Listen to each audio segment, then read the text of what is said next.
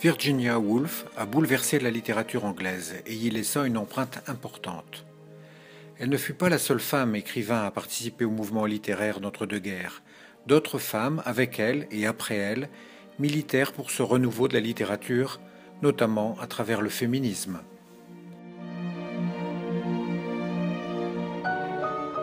J'écris pour savoir ce que je pense, écrivait Rebecca West.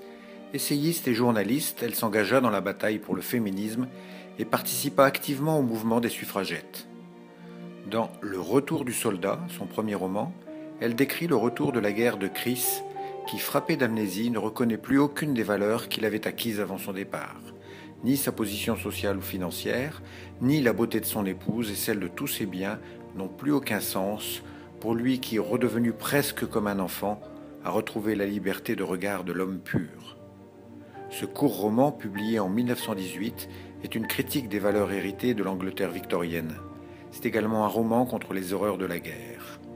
En 1936, elle a écrit Le Roseau pensant, beaucoup plus imprégné des questions féministes, avec une critique du mariage et de la condition bourgeoise.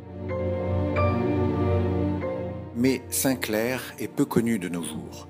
C'était pourtant une critique respectée par le milieu littéraire, et elle a écrit 24 romans. Elle s'est impliquée dans les débuts de la psychanalyse et dans le droit de vote des femmes. Influencée par les théories de Freud, elle croyait en la psychanalyse pour lutter contre le puritanisme de la famille victorienne et le sacrifice de soi. C'est elle qui, la première, a utilisé le terme de flux de conscience qui sera appliqué à l'écriture de Virginia Woolf. En 1914, elle a publié une étude romancée sur les sœurs Brontë, Les Trois Sœurs. Et en 1922, elle a publié un court et étrange roman, Vie et mort de Harriet Frine, dans lequel le lecteur est invité à partager la conscience d'une femme, des premiers jusqu'au dernier jour de sa vie. Seul le narcissisme et la mauvaise foi vont la protéger de ses échecs.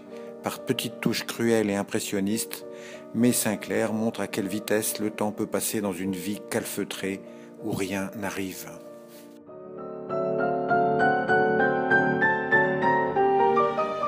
Virginia Woolf eut une liaison avec la belle Vita Sackville-West.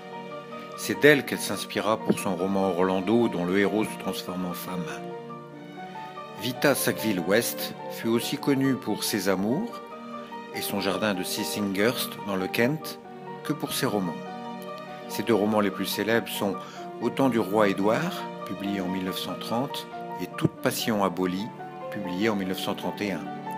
Ce roman raconte les dernières années d'une lady qui, après la mort de son mari, retrouve la femme qui demeure en elle. Il existera pour cette vieille dame indigne une réparation avant la mort. Et comme le dit un des personnages du roman, une fois mort, c'est du profond de vous-même que jaillit la beauté. C'est un vrai roman anglais où seuls les excentriques sont sauvés, les parvenus et les ambitieux, eux, sont renvoyés au néant avec leur suffisance et leur argent.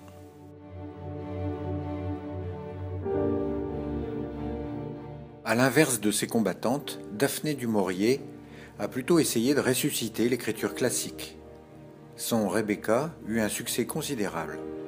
Ultime sursaut de l'écriture post-romantique, ce roman proche d'un Jane Eyre n'aurait pas dépareillé ceux de la famille Brontë.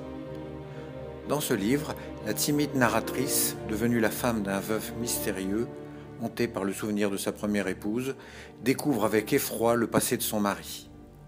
L'adaptation par Hitchcock reste dans toutes les mémoires.